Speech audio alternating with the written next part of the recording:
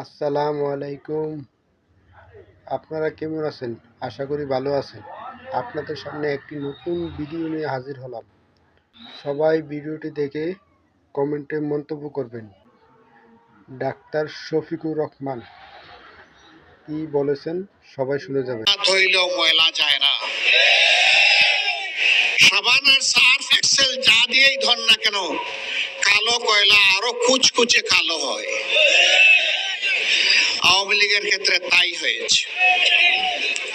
3 দফায় বাংলাদেশের মসনদে তারা এসেছিলেন। 72-এর 10 জানুয়ারি আবার এসেছিলেন। 96 সালের 10 জানুয়ারি। এরপরে তারা আবার এসেছিলেন 2009 সালের 7 জানুয়ারি।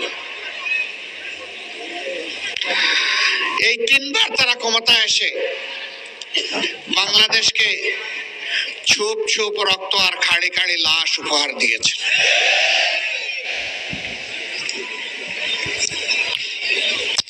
ছিয়ানব্বই সালে ক্ষমতায় আসার আগে হাত জোড় করে তারা জনগণের কাছে ক্ষমা চেয়েছিলেন।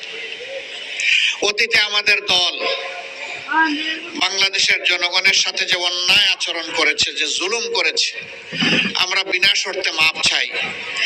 একটিবারের জন্য আমাদেরকে আপনারা ক্ষমতায় দিন। আমরা ভালো হয়ে গেছি, এখন দেশের জন্য ভালো কিছু করতে চাই। হাতে তসবি ছিল, মাথায় ঘুমটা ছিল। জনগণ সহজ সরল ভাবে ধারণা করেছিল তাদের মানসিকতার পরিবর্তন হয়েছে, কিন্তু না। যখনই তারা মসনদে বসলেন, তারা আপন রূপে আত্মপ্রকাশ করলেন। আপনাদের মনে থাকার কথা, তৎকালীন প্রধানমন্ত্রী চট্টগ্রামে গিয়ে বলেছিলেন, চট্টগ্রামের নেতাদেরকে তিরস্কার করে একটা হত্যাকাণ্ডের ঘটনাকে কেন্দ্র করে, তোমরা কি হাতে চুড়ি পরে বসে আছো? তিনি ঘোষণা দিয়েছিলেন, আর যদি আমার দলের একটা মানুষকে হত্যা করা হয়, তাহলে তার বিনিময়ে 10টা লাশ ফেলে দিতে হবে। এই ছিল একজন প্রধানমন্ত্রীর দায়িত্ব জ্ঞানহীন হুঙ্কার, আস্ফালন। তারা তাই করেছিলেন। সেই সময়টায় খালে বিলে, নদীতে, নালায়, জঙ্গলে, হাটে মাঠে সর্বত্র মানুষের টুকরা টুকরা লাশ পাওয়া যেত। এরপরে জনগণের দ্বারা তারা প্রত্যাখ্যাত হলেন। আবার অস্থিতিশীল পরিবেশ সৃষ্টি করে 2006 সালের 28 অক্টোবর প্রকাশ্য দিবালুকে পল্টন মোড়ে সাপকে যেভাবে মারা হয়, সেইভাবে লগি বৈঠা দিয়ে পিটিয়ে পিটিয়ে মানুষ হত্যা করা হলো। এমনকি বিশ্ব বিবেক আর মানবতাকে লজ্জা দিয়ে সেদিন মাটিতে পড়ে যাওয়া নিতর শরীরের উপর উঠে তারা লাফালাফি নাচানাচি করেছিল। এরা কোন প্রজাতি? এরা কি আসলেই মানুষ প্রজাতি? পশু এরকম আচরণ করে না, তারা তাই করেছিলেন। সেদিন টেলিভিশনের সামনে বসে থাকা শিশুরা চিৎকার দিয়ে অনেকে বেহুশ হয়ে পড়েছিল। দেশ বিদেশ থেকে ধিক্কার জানানো হয়েছিল, কিন্তু না, তারা এর মধ্য দিয়ে জানান দিয়েছিল, আগামীতে চলে বলে কৌশলে আমরা ক্ষমতায় যাবই, আর আমরা ক্ষমতায় গিয়ে যা করব আজকে তার একটা রিহার্সেল দেখালাম বিশ্ববাসীকে।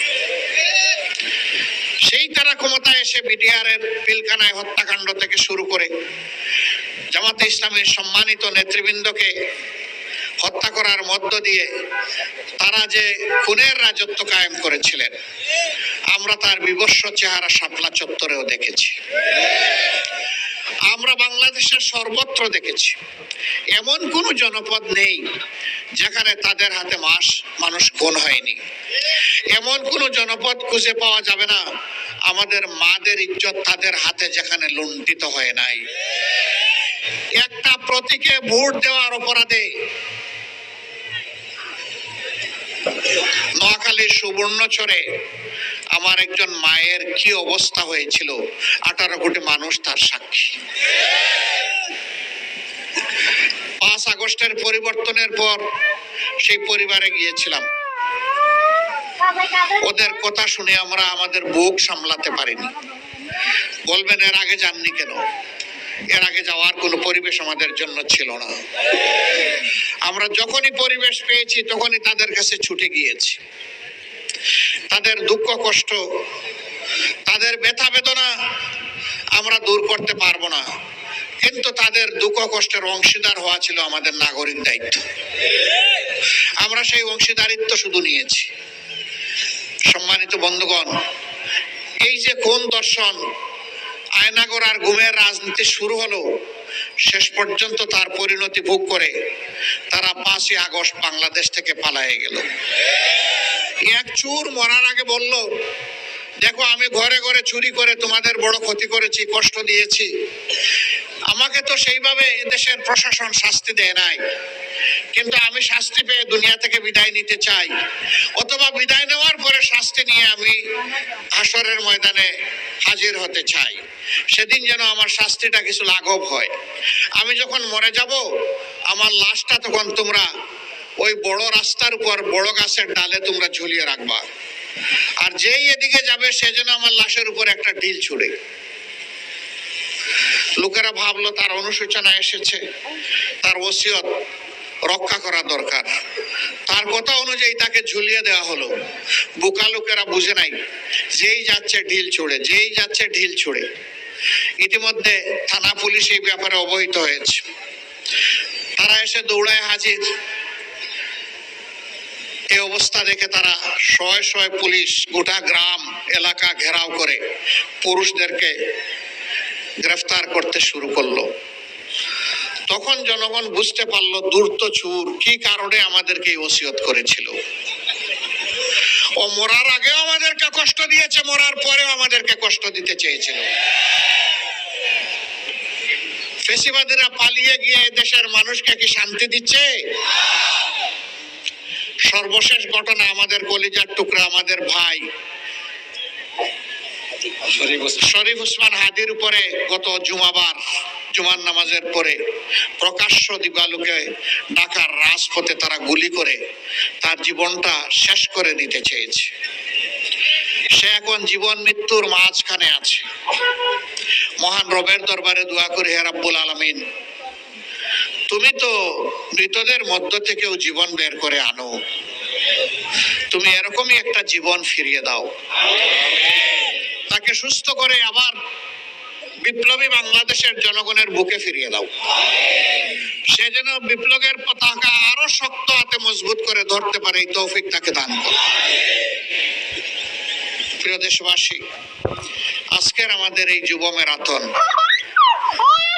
একথাই দেশবাসী এবং বিশ্ববাসীকে জানানোর জন্য যে অতীতের বস্তাপতা সমস্ত রাজনীতিকে পায়ের তলে ফেলে দিতে চাই। এই রাজনীতি বাংলাদেশে অচল। এই রাজনীতির পাহারাদারি যারা করতে পারবে তারা অচল মালে পরিণত হবে। এখন বাংলাদেশে নতুন রাজনীতি করতে হবে, যেই রাজনীতি হবে দেশ জাতি স্বাধীনতা এবং সার্বভৌমত্বের পক্ষে, যেই রাজনীতি হবে বিশ্বে মাথা উঁচু করে দাঁড়ানোর পক্ষে, যেই রাজনীতি হবে দুর্নীতির বিপক্ষে, যেই রাজনীতি হবে চাঁদাবাজদের বিপক্ষে, যেই রাজনীতি হবে দখলবাজদের বিপক্ষে, যেই রাজনীতি হবে মামলাবাজদের বিপক্ষে, যেই রাজনীতি হবে দর্শনকারীদের বিপক্ষে। সম্মানিত বন্ধুগণ, আমরা শান্তির এক টুকরা বাংলাদেশ চাই, এমন বাংলাদেশ চাই যেই বাংলাদেশের প্রাণ হবে যুব সমাজ। এই যুব সমাজের হাত ধরে আজকের ম্যারাথন যেমন এগিয়ে যাবে, আগামীকালের বাংলাদেশও তেমনি এগিয়ে যাবে ইনশাআল্লাহ। মুক্তির এই মুসিল মুক্তির মঞ্জিলে না পৌঁছা পর্যন্ত আর থামবে না ইনশাআল্লাহ। আমরা বারবার বলে আসছি, আমরা আমাদের দলের বিজয় চাচ্ছি না, আমরা চাচ্ছি 18 কোটি মানুষের বিজয়। এই বিজয়ই হবে আমাদের দলের বিজয়। 18 কোটি মানুষের বিজয় হিসাবে যা চিহ্নিত হবে সেই বিজয়ের আমরা হব অংশীদার ইনশাআল্লাহ। আর এই বিজয়ের পথে বাধার যত দেয়াল তুলে দেয়া হবে, এই যুবকরা লাথি মেরে সমস্ত দেয়াল ভেঙে চুরমার করে দেবে ইনশাআল্লাহ। কোন দেয়ালে আমরা টিকতে দেব না, কোন ষড়যন্ত্র করে লাভ হবে না। কেউ যেন নিজেকে অতিরিক্ত ধূর্ত না ভাবেন। জনগণ এখন তার নিজের বুঝটা বুঝতে শিখেছে। কাউকে আর ছাড় দেওয়া হবে না। কোন কালো হাত সামনের দিকে এগিয়ে আসলে সেই কালো হাত জনগণ অবশ করে দেবে। কালো টাকার বিনিময়ে মানুষকে কেনার দুঃসাহস দেখালে তাদের মুখে ছাই মেরে দেওয়া হবে। ভিডিওটি যদি ভালো লাগে লাইক, শেয়ার, কমেন্ট করে জানাবেন। আর নতুন কোনো ভিডিও পেতে চ্যানেলটি সাবস্ক্রাইব করবেন। সবাই ভালো থাকবেন। আল্লাহ হাফেজ।